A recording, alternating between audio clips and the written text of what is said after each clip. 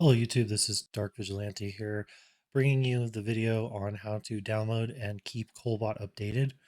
Many of the issues and problems that we experience with Kolbot and people asking us for help is related to having an older, out-of-date version of Kolbot. And this method is going to be a way to alleviate that and to basically make it so that that doesn't happen anymore. So the first thing we want to do is go to desktop.github.com/download. As you can see, the download link is here. You're going to download and install that.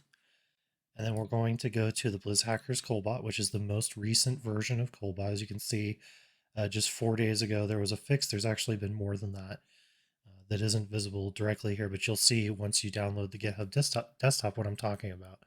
So go ahead and download and install this, and then I'll show you how to clone the repository and keep it updated for the future so that we can avoid issues and problems with Kolbot.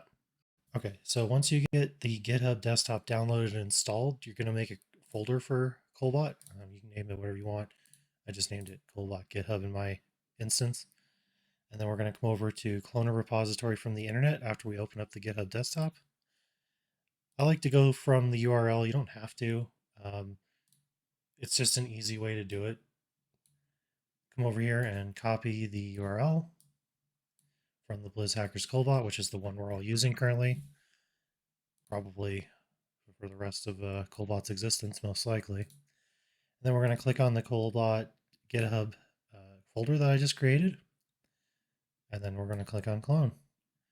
That's going to pull all the files into this folder, and we're going to have a brand new copy of Kolbot.